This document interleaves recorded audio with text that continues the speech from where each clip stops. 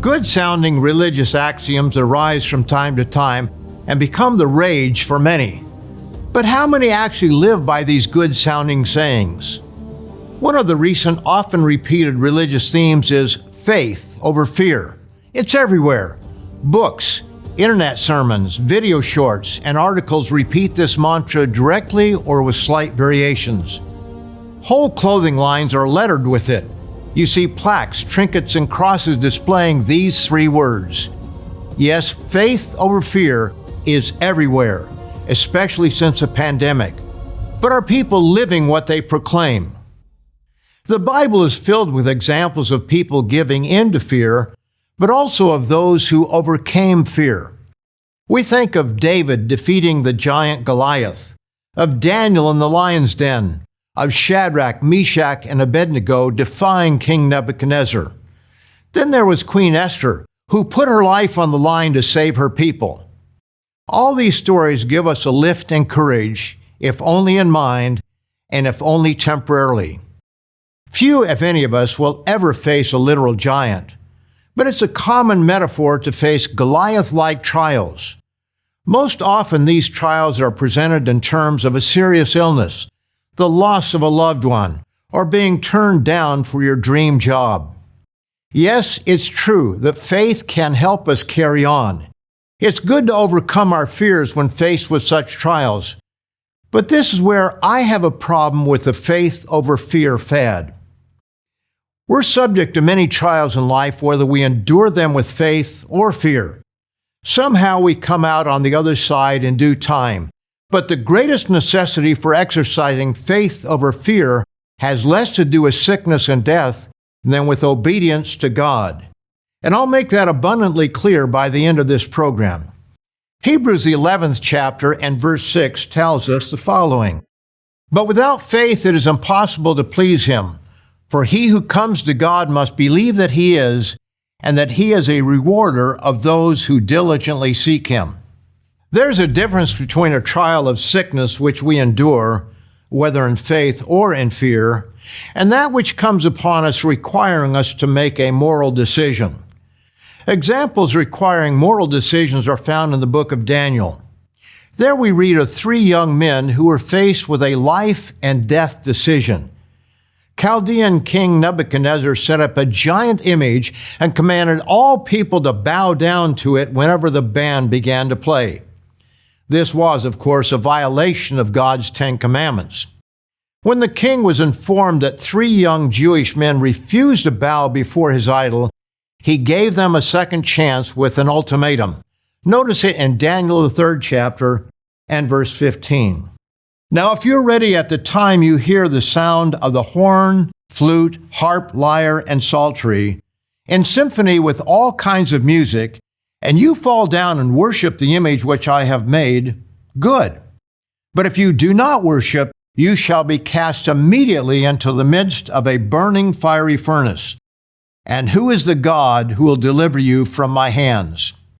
This was life or death right then and there.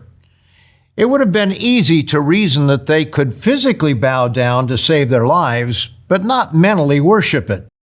Think about it. They didn't know the end of the story as we do, yet they gave this bold response, verses 16 to 18. Shadrach, Meshach, and Abednego answered and said to the king, O Nebuchadnezzar, we have no need to answer you in this matter. If that is the case, our God, whom we serve, is able to deliver us from the burning fiery furnace, and He will deliver us from your hand, O king. But if not, let it be known to you, O king, that we do not serve your gods, nor will we worship the gold image which you have set up. Another prime example of someone having to make a decision between obeying God or man is found in Daniel, the 6th chapter. Here we read of how the enemies of Daniel set him up with a decree forbidding the worship of the true God.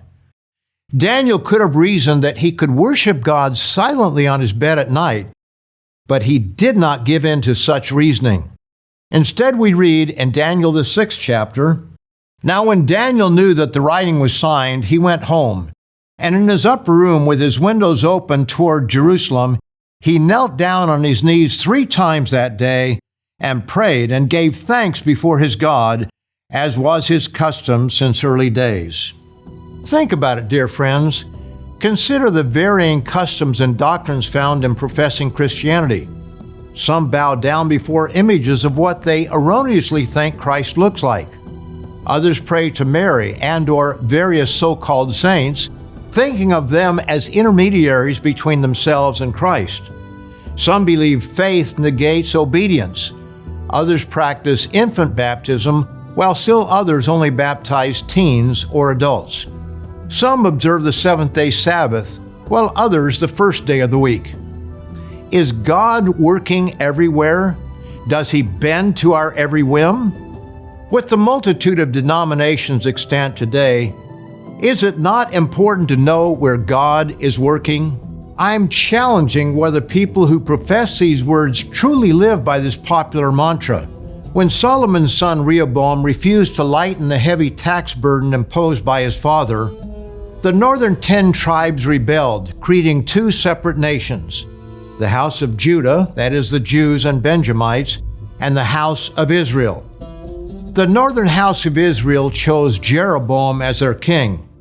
But instead of putting his faith in God, Jeroboam feared the people. Notice it in 1 Kings, the 12th chapter, and verses 26 to 29. And Jeroboam said in his heart, "Now the kingdom may return to the house of David. If these people go up to offer sacrifices in the house of the Lord at Jerusalem, then the heart of this people will turn back to their lord, Rehoboam, king of Judah, and they will kill me and go back to Rehoboam, king of Judah." Therefore the king asked advice, made 2 calves of gold, and said to the people, "It is too much for you to go up to Jerusalem. Here are your gods, O Israel, which brought you up from the land of Egypt." Jeroboam's 2 golden calf idols were strategically set up, one in the north and the other in the south, as closer locations to worship than going all the way to Jerusalem. But he had to make another change, a change in the very manner and time of worship. We read of that in verses 32 and 33. Jeroboam ordained a feast on the 15th day of the 8th month, like the feast that was in Judah, and offered sacrifices on the altar. So he did at Bethel, sacrificing to the calves that he had made. And at Bethel he installed the priests of the high places which he had made. So he made offerings on the altar which he had made at Bethel on the 15th day of the 8th month, as opposed to the Feast of Tabernacles the month earlier, in the month which he had devised in his own heart. And he ordained a feast for the children of Israel and offered sacrifices on the altar and burned incense. Notice where he got this idea. It was not from God, but it was an idea devised in his own heart. His fear of man rather than faith in God led the northern 10 tribes of the house of Israel down a path from which they never recovered, eventually leading to national slavery. It's a huge mistake to follow one's heart rather than God when it comes to which days are holy and which are not. Only God can make time holy. When God brought Israel into the promised land, He warned them not to inquire after the quaint customs the inhabitants of the land dreamed up to worship their gods. Deuteronomy 12, verses 30 to 32. Do not inquire after their gods, saying, "How do these nations serve their gods? I also will do likewise." You shall not worship the Lord your God in that way, for every abomination of the Lord which He hates they have done to their gods. For they burn even their sons and daughters in the fire to their gods. Whatever I command you, be careful to observe it. You shall not add to it, nor take away from it. The example of an ancient king may seem too far removed from your day-to-day life. So let's bring this closer to home. The second example, which is the account of Adam and Eve, is more than a bedtime story. One lesson we may draw from it is that Adam was more interested in pleasing his wife than pleasing God. We're told in 1 Timothy 2 and verse 14 that Adam was not deceived. Yes, Adam knew better. So why did he partake of the fruit? We're not told how Eve enticed him into that disastrous decision, whether through her feminine wiles or whether there would be no peace until he gave in. But what is certain is that he was more interested in pleasing his wife than pleasing God. It's easy to say faith over fear, but is your faith in God greater than your fear of upsetting your mate? Jesus tells us in Luke 14, beginning at verse 26, "If anyone comes to me and does not hate," in other words, meaning love to a lesser degree by comparison, "his father and mother, wife and children, brothers and sisters, yes, and his own life also, he cannot be my disciple. So likewise, whoever of you does not forsake all that he has cannot be my disciple." Dear friends, do you understand the gravity of Jesus' words? Who is most important in your life? Who do you love the most? Do you have faith in God, or do you fear your mate, your family, your associates? Few people are willing to leave their comfort zone to fully obey their Creator. I know it's shocking to hear, but the Christianity of today has little in common with that of Christ and first century Christianity. As highly respected historian Professor Rufus Jones wrote, "If by any chance Christ himself had been taken by his later followers as the model and pattern of the new way, and a serious attempt had been made to set up his life and teaching as a standard and norm for the church, Christianity would have been something vastly different from what it became. What we may properly call Galilean Christianity had a short life. Though there have been notable attempts to revive it and make it live again, and here and there spiritual prophets have insisted that anything else than this simple Galilean religion is heresy, but the main line of historic development has taken a different course and has marked the emphasis very differently. While it is unlikely you will face a literal fiery furnace or den of lions, other difficult decisions have already come your way. For example, have you ever asked yourself these questions? Why is the most sacred holiday in modern Christianity named after a pagan fertility goddess and celebrated with fertility symbols, eggs and rabbits? Why is the birth of Jesus celebrated on the birthday of the sun god Mithra? Why does professing Christianity observe these days, which are nowhere found in the Bible? And why does modern Christianity reject the days that Jesus, his apostles, and his first century followers kept? Why do churches observe the first day of the week, Sunday, when God commanded us to keep holy the seventh day of the week, Friday sunset to Saturday sunset? Now, here are three faulty justifications professing Christians use to get around these contradictions of Scripture. Faulty justification number one: the Sabbath and biblical holy days were for the Jews only, but not according to Jesus. In response to the Pharisees trying to impose their man-made, overly restrictive traditions on Jesus and his disciples, we read in Mark, the 2nd chapter, beginning in verse 27, "And he said to them, the Sabbath was made for man, and not man for the Sabbath. Therefore the Son of Man is also Lord of the Sabbath." Note that Jesus is Lord of the Sabbath, and he is not Lord over something that does not exist. And when was the day that he is Lord of made holy? Genesis, the 2nd chapter, and verses 2 and 3. "And on the seventh day God ended his work which he had done. And he rested on the seventh day from all his work which he had done. Then God blessed the seventh day and sanctified it." In other words, he set it apart as being holy, because in it he rested from all his work which God had created and made. We see from this that the Sabbath was made at creation for man, long before there was a Jew. Therefore, the justification that the Sabbath was made only for the Jews is patently false. And regarding the annual holy days and festivals for worship that are found in the Bible, Paul reminded the Gentile church at Corinth of the significance of Passover, and then commanded them to keep the days of unleavened bread, which immediately follow Passover. 1 Corinthians, the 5th chapter, and in verses 7 and 8. For indeed Christ our Passover was sacrificed for us. Therefore, let us keep the feast, not with old leaven, nor with the leaven of malice and wickedness, but with the unleavened bread of sincerity and truth. A second faulty justification is that the 10 Commandments were replaced by grace. Now, this is a huge subject, so let's cut to the chase. Go down the list of the 10 Commandments. Which ones do we not need to keep? Is it okay to have another God before the true God? To use idols in the worship of God? To use God's name frivolously? To dishonor parents? To kill, commit adultery, steal, bear false witness, and covet what belongs to your neighbor? No, dear friends, those who proclaim the commandments are done away only have a problem with one of the 10, the Sabbath command. Now, it's true that some also reason around the one about idols, but they don't find fault with the others. Now, think about this. In other words, God, you did okay.